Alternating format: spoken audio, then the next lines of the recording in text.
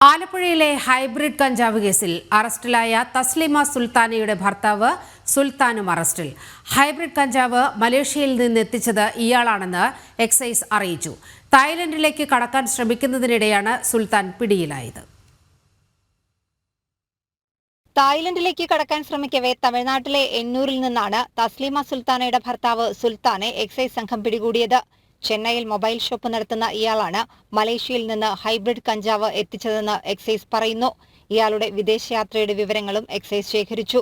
ഭർത്താവിനും കുട്ടികൾക്കുമൊപ്പമാണ് തസ്ലിമ കഞ്ചാവുമായി ആലപ്പുഴയിലെ ഹോം സ്റ്റേയിലെത്തിയത്.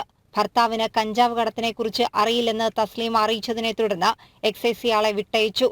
തുടർന്ന് ഇയാളുടെ ഫോൺ സ്വിച്ച് ഓഫ് ആയത് സംശയത്തിന് കാരണമായി.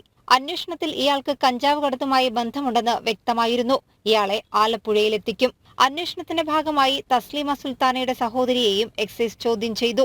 ഇവർക്ക് ലഹരി ഇടപാടുമായി ബന്ധമില്ലെന്നാണ് നിഗമനം. തസ്ലിമ കാർ വാടകയ്ക്കെടുത്തത് മറ്റൊരാവശ്യത്തിന് നൽകിയ തന്റെ തിരിച്ചറിയൽ രേഖകൾ ദുരുപയോഗം ചെയ്താണെന്ന് ലഹരി കടത്താൻ ഉപയോഗിച്ച വാഹനത്തിന്റെ ഉടമയായ യുവതിയും മൊഴി നൽകിയിട്ടുണ്ട്. റിമാൻഡിൽ കഴിയുന്ന തസ്ലീമയെയും കൂട്ടാളി ഫിറോസിനെയും വിശദമായി ചോദ്യം ചെയ്യുന്നതിനായി അടുത്തയാഴ്ച എക്സൈസ് സംഘം കസ്റ്റഡിയിൽ വാങ്ങും. ജനം, ആലപ്പുഴ.